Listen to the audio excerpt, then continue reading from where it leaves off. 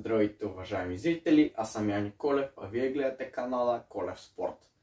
В днешното видео ще си поговорим за нещо доста интересно. След кратка почивка се завръщам към видеята с жребия за турнирите Шампионска лига, Лига Европа и Лигата на конференциите. Груповите фази на трите европейски надпревари вече са ясни и аз в днешния клип смятам да ви кажа моето мнение и моите прогнози.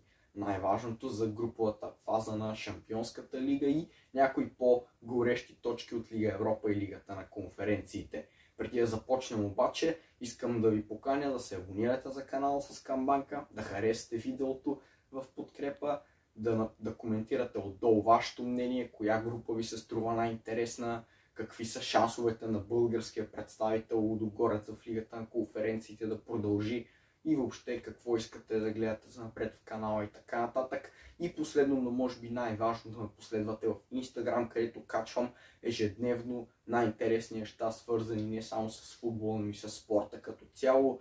Линк оставям отдолу в описанието. А сега, нека направо да започваме на Колев Спорт. Преди да започнем, само да кажа няколко встъпителни думи. Жребият за Шампионската лига се изтегли на 31 август, тези на Лига Европа и Лигата на конференциите, ако не се лъжа, на 1 или 2 септември, не съм много сигурен, в Монако, и там представляваха груповите фази на съответните турнири. За тези, които не знаят как се тегли жребия, всички отбори, които участват поне в Шампионската лига, тъй като това е основното на днешното видео, са разделени в 4 урни спрямо начина, по който са стигнали до участието си в турнира. Първа урна са шампионите на съответните държави, плюс носителя на Шампионската лига и носителя на турнира Лига Европа. Във втора урна са отборите завършили на второ място, в трета урна най-често отборите завършили на трето място или такива, които са с по-висок коефициент на УЕФА, и в четвърта урна са отборите завършили на четвърто място и тези, които са влезли посредством квалификациите в турнира Шампионска лига, и от всяка урна се изтегля по един отбор и така се формира групата на турнира Шампионска лига. Ако не сте го гледали, може да си го върнете по телевизията, да изгледате целия жребий. Получиха се някои доста интересни групи. Сега как ще протече самото видео? Ще разгледаме всички 8 групи на Шампионската лига, плюс няколко от по-интересните на турнира Лига Европа и Лига на конференциите. И ще ви кажа моето мнение за съответната група, както и моята прогноза за нея. А по някое време във видеото ще можете да видите всичките ми прогнози наведнъж някъде на екрана, би трябвало да ви излязат. Започваме с Шампионската лига, група А, която се състои от отборите на Байер Мюнхен, Манчестър Юнайтед, Галатасарай и Копенхаген. 4 отбора, два от които безспорно правят много сериозно впечатление: Байер и Манчестър Юнайтед, които са се срещали на финал на Шампионската лига през 1999. Тогава червените дяволи печелят требъл. Тази група има доста история, доста мачове между отборите с сериозно напрежение в миналото. И моята прогноза е Байер Мюнхен и Манчестър Юнайтед да продължат като първи, съответно и втори в групата, Галатасарай да спечелят третото място, а Копенхаген да останат четвърти. Група Б се състои от отборите на Севилия, Арсенал, ПСВ Айндховен и Ланс. Тук няма чак толкова много интересни неща, като изключим, че Арсенал и ПСВ Айндховен играха в една група на турнира Лига Европа през изминалия сезон. Тогава си размениха по една победа и сега отново срещат, но в групите на Шампионската лига този път. Моите прогнози за тази група: Арсенал да спечелят, на второ място доста изненадващо, но прогнозирам Ланс, трети съм поставил отбора на Севилия и на четвърто място отборът на ПСВ Айндховен. Може да има изненадани, може да няма. Това са моите прогнози. Поставям Севилия трети, просто защото смятам, че за пореден път ще опитат да спечелят Лига Европа, а пък Ланс имат качествен състав и могат да изненадат своите съперници в тази група. ПСВ очаквам също да се борят до последно, но да изгубят битката за третото място и да останат, за съжаление, последни. Група С включва отборите на Наполи, Реал Мадрид, Брага и Унион Берлин. Дебют за Унион Берлин в турнира, Брага пък с първо участие от доста години насам. Очакванията ми за тази група директно няма да ви бавя. Първо място Реал Мадрид, второ място Наполи, трети съм прогнозирал да завършат Унион Берлин и на четвърто място остава отборът на Спортинг Брага. Смятам, че едно участие в Лига Европа за Унион Берлин няма да излезе никой. Само по себе си участието в Шампионската лига на момчета на Урс Фишер е постижение, така че едно трето място ще бъде достатъчно задоволително. След това група Д, което са от отборите на Бенфика, Интер, Залцбург и Реал Сосиедад. Доста интересна група. Бенфика и Интер играха четвърт финал на Шампионската лига през миналия сезон. Сега срещат отново, но в груповата фаза, с още два отбора с сходни възможности, каквито са Залцбург и Реал Сосиедад. Очакванията ми тук: Интер първи, Бенфика втори, Сосиедад трети, Залцбург четвърти. Директно продължаваме и към група Е, където са отборите на Фейенорд, Атлетико Мадрид, Лацио и Селтик. Доста смесена група. Имаме испански, нидерландски, шотландски и италиански отбор. Имаме шампиона на Шотландия и шампиона на Нидерландия в една група. Ще бъде доста интересно, но аз прогнозирам изненадващо или не Фейенорд първи, Лацио втори, Атлетико Мадрид трети и Селтик четвърти.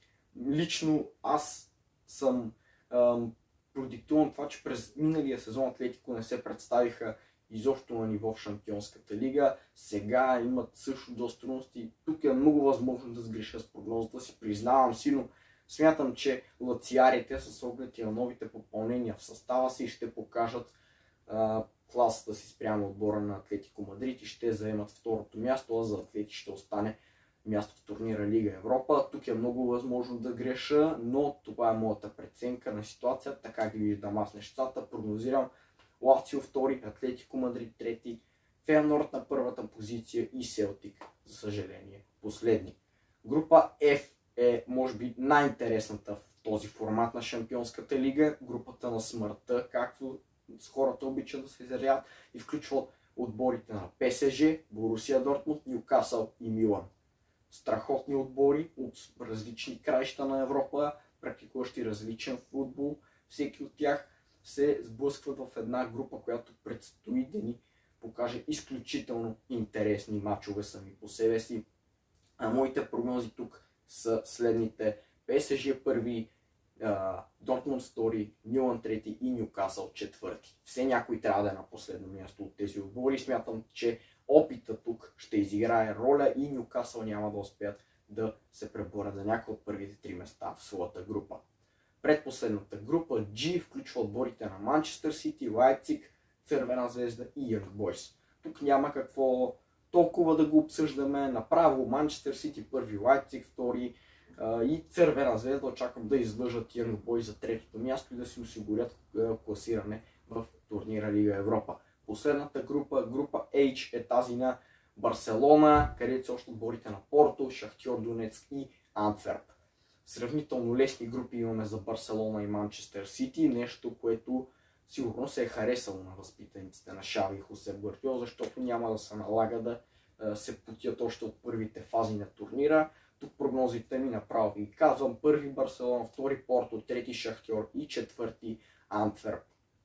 Като тук вече имаме доста интересни потоци, които биха могли да се получат, ако се окажа прав и ако действително това са отборите, които ще продължат напред. Толкова от турнира Шампионска лига. Разгледахме всички 8 групи. Както казах, имаме група на смъртта, безспорно група F, група с много интересна история в нея, каквато е група А, и лесни групи за Ман Сити и Барселона, което безспорно е нещо, което трябва да се обърне внимание. Сега продължаваме и към втория по сила европейски турнир, Лига Европа.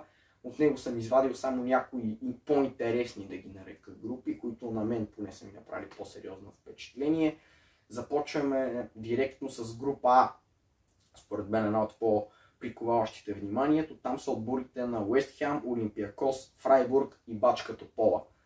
Имаме сериозен микс от тимове там. Уест Хем, Олимпиакос, Фрайбург, три качествени отбора, които ще се борят за продължаване напред в турнира, като Уест Хем спечелиха Лигата на конференциите, сега ще искат със сигурност да надградят над това и може би да опитат да спечелят Лига Европа. Тук прогнозирам първи Уест Хем, втори Фрайбург, трети Олимпиакос и последни аутсайдера в групата Бачка Топола. Следващата група, група Б, според мен най-интересната в целия турнир. Аякс, Брайтън, Марсилия и АЕК Атина. Доста сериозна конкуренция има тук. Аякс са класен отбор, Марсилия също, Брайтън имат страхотен талант във всички фази на играта.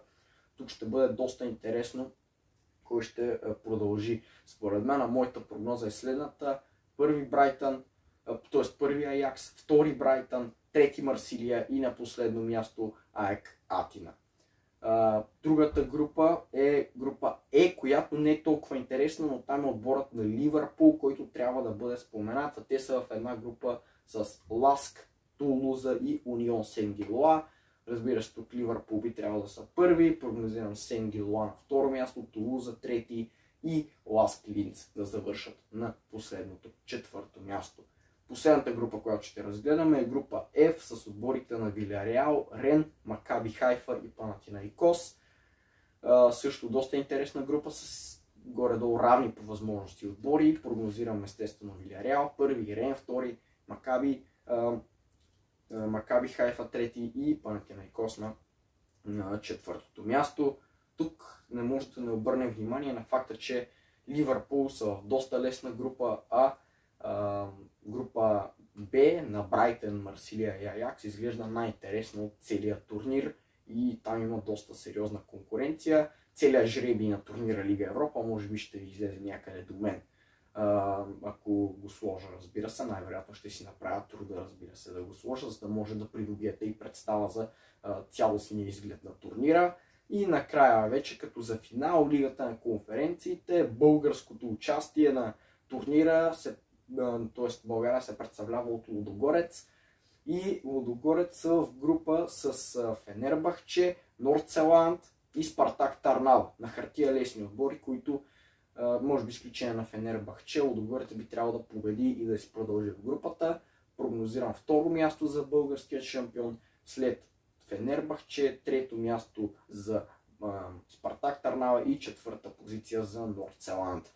Най-интересната група от този турнир на мен лично ми се струва група G, която включва отборите на Айнтрахт, Паук, Хит Хелзинки и Абърдин.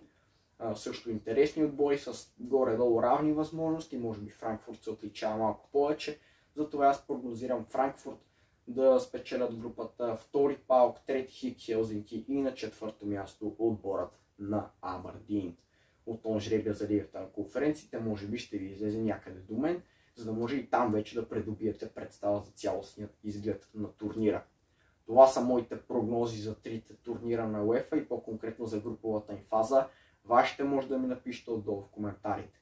Не забравяйте да харесате видеото, да се абонирате за канала с камбанка и да ме последвате в Instagram, където да получавате ежедневни новини относно любимата ни игра. Това беше всичко от мен за днес. Благодаря ви, че гледахте и благодаря ви, че бяхте с мен на Колев Спорт.